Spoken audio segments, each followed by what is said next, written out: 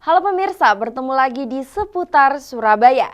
Biro Hukum dan Humas Mahkamah Agung bekerja sama dengan Kepaniteraan Mahkamah Agung untuk mengimbau masyarakat agar tidak mempercayai oknum yang menawarkan bantuan untuk memenangkan perkara di Mahkamah Agung.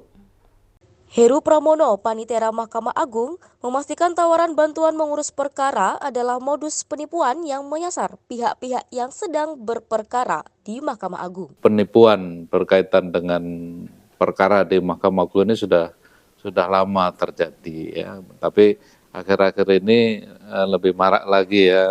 Ada beberapa yang komplain ya melalui kepaniteraan maupun melalui Karohumas ininya, melalui Humas, sehingga perlu kita sampaikan kepada masyarakat, jangan percaya lagi dengan penipuan-penipuan dengan berbagai modus yang berkaitan dengan perkara, karena sekarang insya Allah Mahkamah Agung sudah berbenah diri dan sudah tidak mungkin lagi lah hal-hal itu dilakukan oleh aparat-aparat kita ya.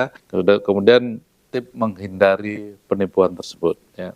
Yang pertama, bahwa Mahkamah Agung punya sistem informasi yang resmi, yang info perkara namanya. Ya. Masyarakat harus merujuk pada informasi resmi Mahkamah Agung atau info perkara tersebut. Ya.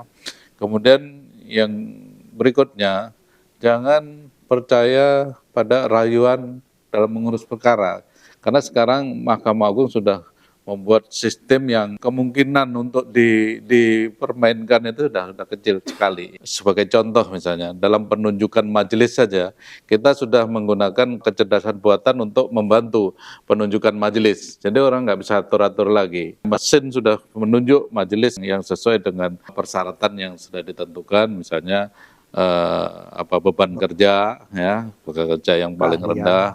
Kemudian yang kedua, keahlian.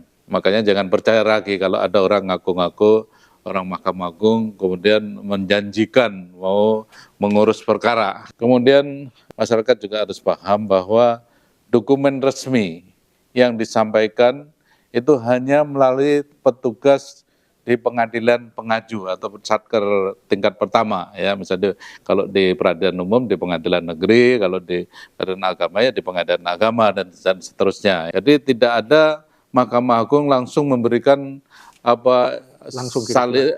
putusan ke pihak-pihak, enggak ada.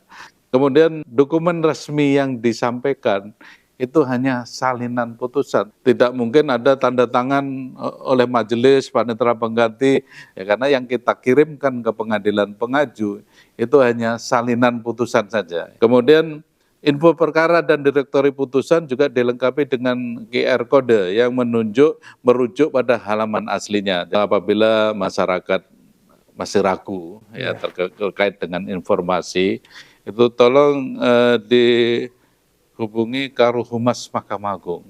Ya, nomor teleponnya yang bisa dihubungi 082 122 02 1758. Saya kira itu yang bisa saya sampaikan dari kepaniteraan. Terima kasih.